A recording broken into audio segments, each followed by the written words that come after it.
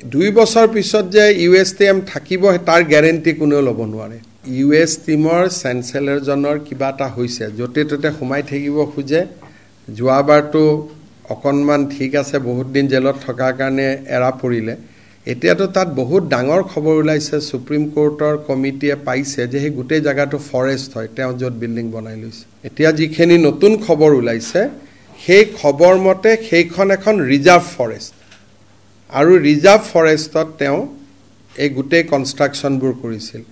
গতিকে 2 বছৰ পিছত যে ইউএছটিএম থাকিব তাৰ গ্যাৰেন্টি কোনেও ল'ব নোৱাৰে এটোতো মই উচ্ছেদ কৰিব নোৱাৰো মেঘালয়ৰ কথা কিন্তু সুপ্ৰিম কোৰ্টৰ নোটিছত অলৰেডি কথাটো গুছি গল যে এখন ৰিজাৰ্ভ ফৰেষ্ট তাৰ পিছত কেনেকে কি কৰে এটো মেঘালয় চৰকাৰে জানিব মইতো ভগৱানক কামনা কৰি থাকো যিমান সোনকালে পাৰে ভাঙি গলে ভাল কাৰণ এখনটো শিক্ষানুষ্ঠান নহয় It is just এটা শিক্ষাক ব্যৱসায়ীকৰণ কৰাৰ এটা অনুষ্ঠান এটা মূৰটো নচলে অসমত থাকিলেতো মই ইমান দিন হিচাপ নিকাচ শেষ কৰি দিলো এটা অসমত নাই যেতিয়া এটা মইতো আৰু ভগৱানক প্ৰাৰ্থনাহে কৰিব পাৰিম যে যিমান সোনকালে হক সমান হৈ যাওক যেনেকে হয়